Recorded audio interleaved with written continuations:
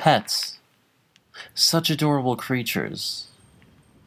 But what happens when you come in contact with a creature that has already been deceased? These are true stories of animal spirit encounters.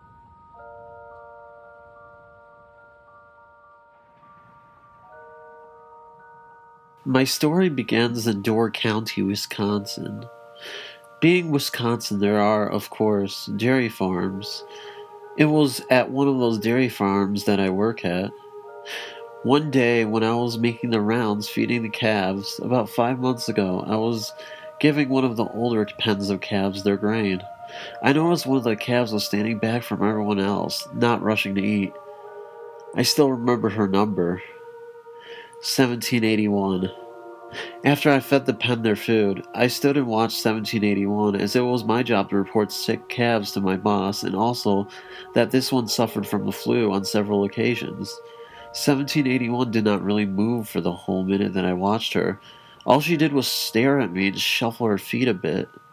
Getting bored, I got into the truck and drove away to find my boss. When I found him, I told him and he wrote the calf number down and said he would check on her later. I thought nothing more on it and left for the day.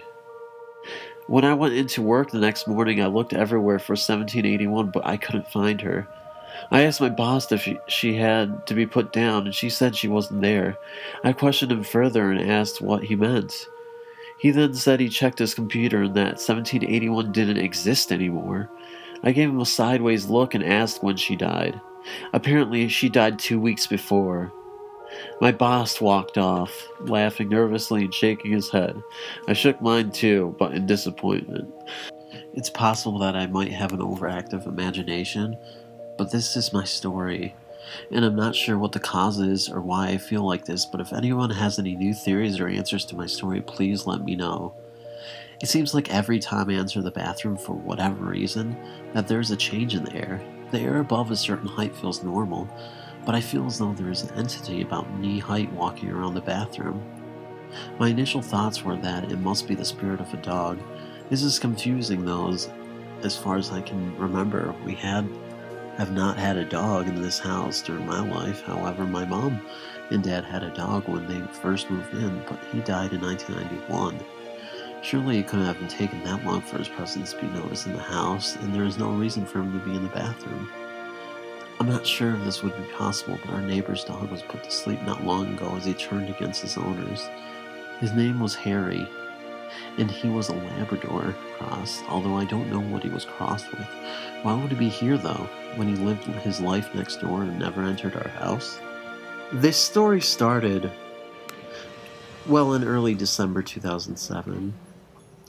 One of our 3 cats, Blue, had reached the old age of 13 years, plus a little bit. Her health was slowly declining, and by the first week of December of 2007, she was near death. Now for some background on our cats.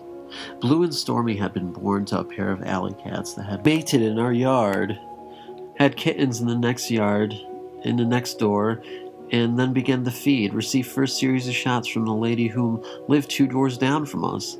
They were never apart in life and ended up being very good nanny watch cats. They would take turns on watch during the night, and if you stayed up, you could watch the changing of the guard and checking of all the beds, and if a child was having a sleepover somewhere, they would ask meow at that child's door until it was explained to them what was going on.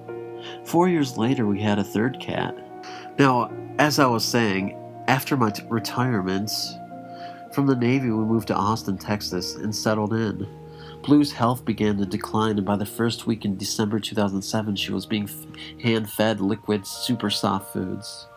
She would still use the litter box and tended to her watch post at the front door. I would get up in the mornings to get the kids ready for school and check on her.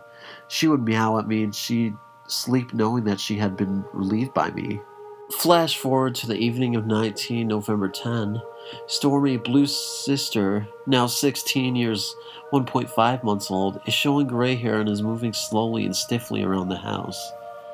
I'm in my bedroom and I hear from the hallway a loud meow. This did not sound like either Stormy or Spot, but like Blue, Stormy's sister that had passed nearly 3 years before.